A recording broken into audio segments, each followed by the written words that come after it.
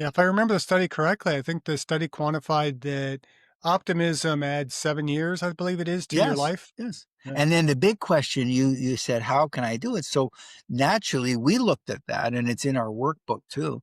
Um, so can you teach yourself to be optimistic?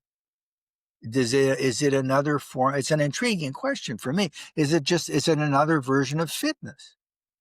I can teach myself, I can train myself to be more physically fit, and it's a guaranteed thing. If I do strength training, if I walk, if I can bring down my heart rate, I can increase my aerobic uptake, I can increase my, it's as sure as it's a guarantee if I keep doing it.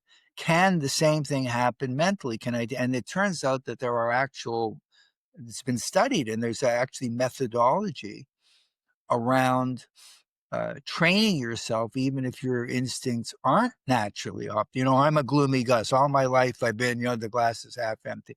No, you can actually train yourself to be more optimistic. Maybe not a complete Pollyanna, but more optimistic. It can be done.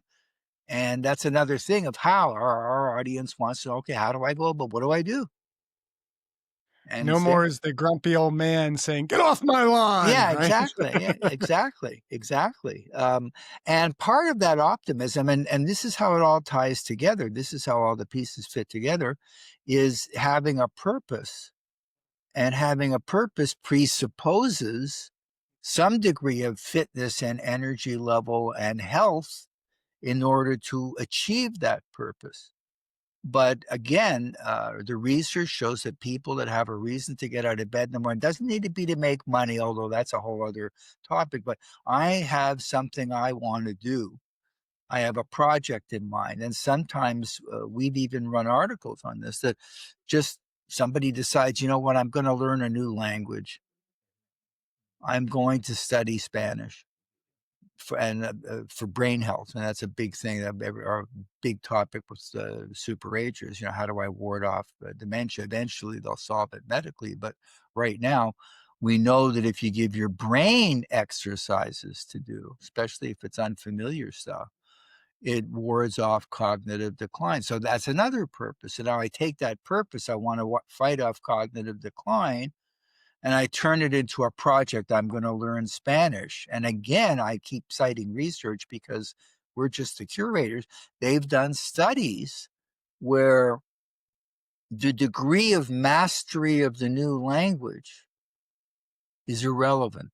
They did one study where after they took before and after measurements of brain health, and after 13 weeks of studying Spanish, the test group that was studying had improved cognitive function compared to the control group that wasn't studying Spanish.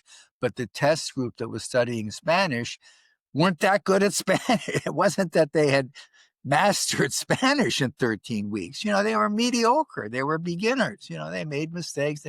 But the exercise of the brain in coping with something unfamiliar, they had a higher cognitive score. Well, if you're going to take up Spanish, that in itself is a project. That's a purpose. That's not the work of the next 10 minutes. That's every day I'm going to do, it's having a plan.